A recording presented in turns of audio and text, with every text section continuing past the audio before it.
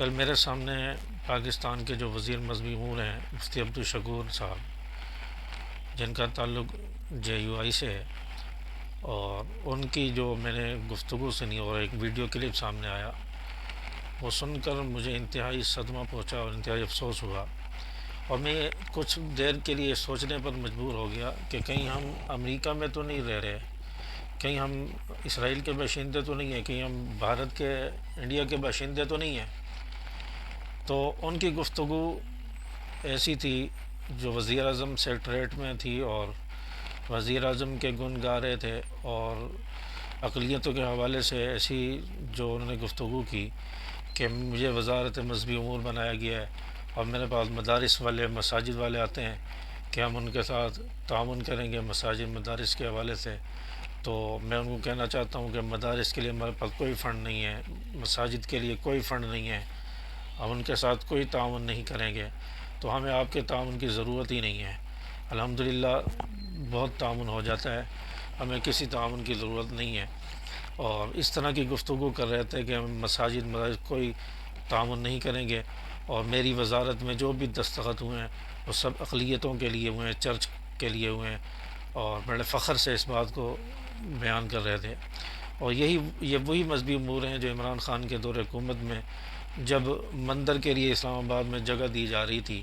تو اس پر انہوں نے اسمبلی میں بڑا وویلا کیا تھا، بڑا شور کیا تھا، اور مسلمان یہ سمجھ رہے تھے کہ ایک بہت بڑے میدان کو انہوں نے فتح کیا ہے اور مسلمانوں کے لیے آواز اٹھائی ہے۔ تو میں یہ سمجھنے پر مجبور ہوں کہ یہ لوگ جو آواز اٹھاتے ہیں یا جو بھی ان کا کام ہوتا ہے وہ صرف کرسی کے لیے ہوتا ہے، وہ مسلمانوں کے لیے نہیں ہوتا، کیونکہ عمران خان کے ساتھ ان کی ٹکر تھی تو اس لیے اس دور میں انہوں نے شور مچایا۔ لیکن جب آپ کو وزارت مل گئی، آج ان کو وزارت مل گئی، تو آج گفتگو میں ساری گفتگو اقلیتوں کے حوالے سے تھی کہ ہم اقلیتوں کے وزیر مذہبی امور ہیں،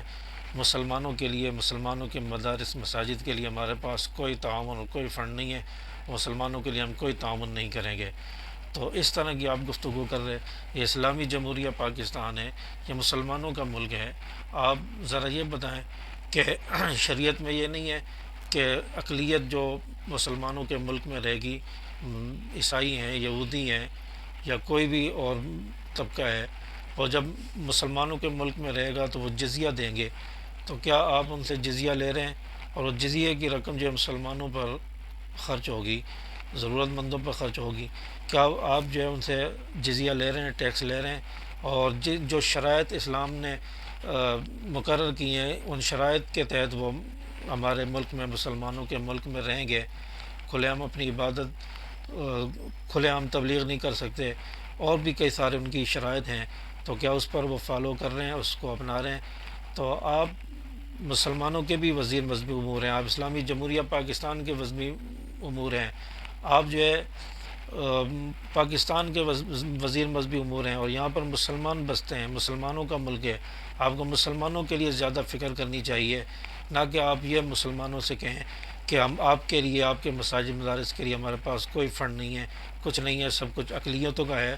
تو یہ چیز آپ کو زیب نہیں دیتی، اور ہم بے وقوف ہیں، ہم پاگل ہیں جو آپ کو اسلام کا اور مذہب کا ٹھیکیدار سمجھ کے آپ کو ووٹ دے دیتے ہیں کہ آپ اسلام کے لیے آواز اٹھائیں گے۔ ہم بے وقوف ہیں، اور کیا ایسے لوگوں سے توقع کی جا سکتی ہے کہ وہ اسلام کا دفاع کریں گے، وہ مساجد مدارس کے آگے چل کے دفاع کریں گے؟ ایسا ہمیں نہیں لگتا اور ناممکن لگتا ہے۔